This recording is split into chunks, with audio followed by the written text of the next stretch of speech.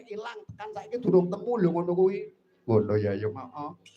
Mula awake dhewe yo ngaturke nyuwun ana ngarsane Gusti, asring dzikir, wiridan, ngaturake kitab suci, tuntunane para kiai kuwi dicake ben slamet rumah tanggane, ben slamet desane. Ngono heeh.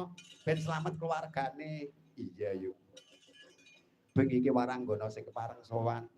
Waranggana ana cacah telu penyanyine siji papat. Iya, iki ngene, Nduk. Bengi iki uga ana bintang tamu, Nduk. Ana bintang tamu. Ya kuwi bintang tamu kuwi sing ngaturi pepunden kula panjenengane Mas Gunarso. Mas Gunarso. Heeh, panjenengane anggone pakaryane nyambut gawe ana ing Surabaya, ning iki mau bengi iki panjenengane kondur. Gek ben kek gregesen, Nduk. Gregesen, heeh. Insyaallah iki wis sehat walafiat. Muga-muga disusuwunke ana ngarsane Gusti sing Prabu Jagat panjenengane Mas Gunarso pinaringan sehat, akas waras, lancar rezekine umur panjang Allahumma.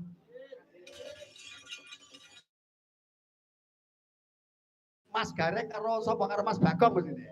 Gareng biasane gandengane Bagong. Napa wae gendenge Mas Gareng, Mas? Grindrong, oke. Kah, Grindrong mengke bintang tamune panjenengane Mas Gareng kersane minggah wonten kepagungan. Kah.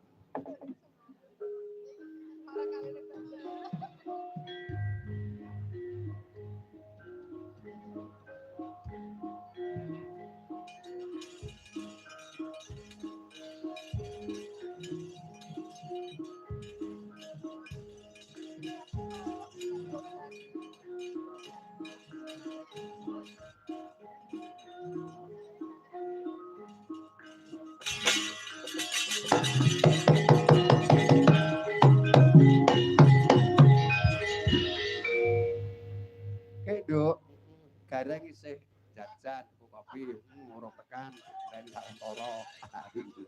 Ora sak. Nansake warangganane. Mula bengi iki arep kaya ngapa komplit. Penyanyine Yono di sak gawake elektron pisan. Ki elektron nyambut gawe nggone tanggane dhewe. Ayo. Waranggane telu. Ngaturke Ibu Waranggana kanggo miyak sepening swasana, ngaturke karo anak wadon Mbak Yani sing saka Sragen. Bawani Mbak Yani bawani. Karo ngenteni dadine Mas Gareng. Aja. Larase pelok nggih monggo Srindro nggih kepareng pun kula kantun derek. Mbak Yani. Heeh. Daleme Sragen nduk kuwi gawan kontrak nduk. Nggih, mugi-mugi mboten waleh nggih, Bapak Ibu mriki. Tahun awet tahun 2000 nduk. Aja. Pun ping 12. 12 tahun. Ngaturke napa Mbak Yani Kang? Ngaturke napa? Ya Asmarandono Semarangan. Asmarandono Semarangan nggih.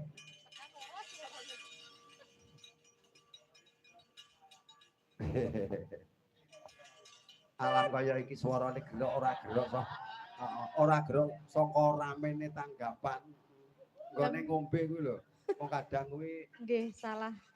Makanan. Makanane ngombe wis saiki mulah tenan reno. Enggak, Mbak.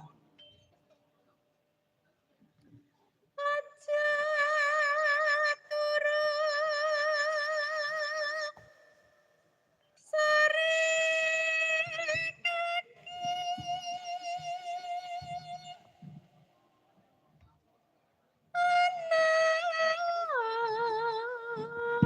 atimu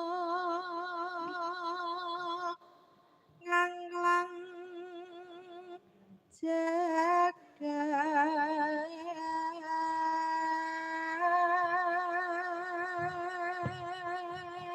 para dewa nganglang jagat.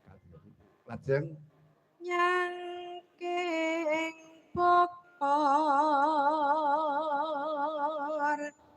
kencanan